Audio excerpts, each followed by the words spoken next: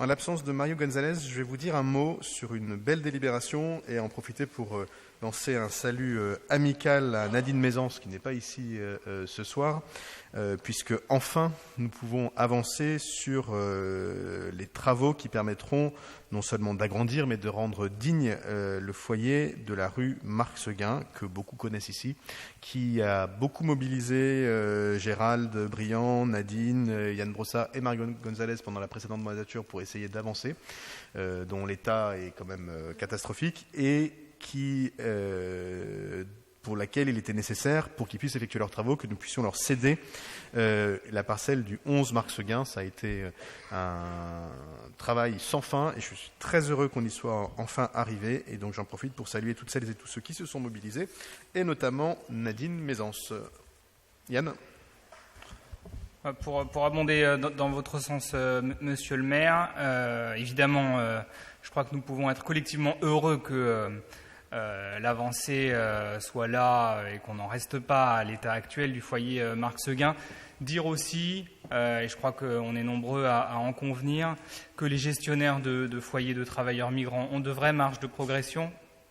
C'est le cas d'Adoma comme les autres. Et pour avoir vécu la période du confinement et le dialogue avec ces gestionnaires, la conviction qu'ils ont des marges de progression est renforcée dans mon esprit. Pour avoir dû insister à de très nombreuses reprises pour qu'on puisse avoir du gel hydroalcoolique dans les foyers, pour qu'on puisse avoir des masques à disposition des résidents. Je me dis que c'est bien de rénover les murs, mais ensuite, il faut bien les gérer, ces foyers, et il faut les gérer en partant du principe que ces résidents sont des citoyens à part entière qui méritent d'être traités correctement. Absolument. Émile Meunier. De même, nous réjouir, les écologistes, que ce dossier avance. Je voulais, dans la continuité de ce que tu disais, Yann, avoir quand même une pensée émue pour ces travailleurs de ces foyers, parce que pendant la crise, ils l'ont vraiment pris de plein fouet.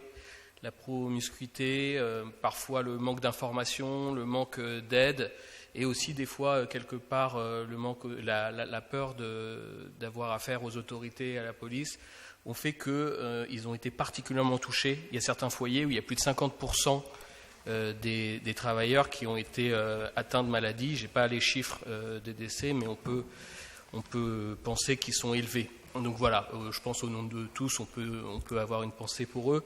Un petit point de précision aussi. Pardon. Avec Mme Siafa,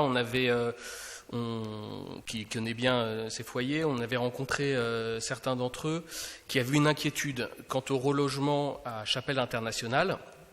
Parce que vous le savez, Chapelle Internationale, c'est des logements, c'est des immeubles neufs, et avec un règlement qui était, on va dire, à première vue, un peu strict, et notamment sur la capacité de pouvoir faire venir des proches, de la famille, leur rendre visite, etc. Il semblerait, renseignement pris, que les choses se soient un peu assouplies, et donc on peut s'en réjouir, mais c'était aussi pour vous faire part de ce petit point d'alerte. Il faut faire en sorte que le relogement se fasse dans les mêmes conditions, donc des bonnes conditions matérielles, et on s'en réjouit, mais aussi des bonnes conditions de vie au quotidien. Merci beaucoup. Je crois que c'est des engagements qu'on peut prendre, et effectivement, il faudra qu'on y soit avec l'ensemble de l'équipe particulièrement attentif. S'il n'y a pas d'autres demandes de prise de parole, je propose que nous soumettions en voie cette délibération. Donc DU 41, qui est pour, qui est contre, qui s'abstient, elle est adoptée à l'unanimité.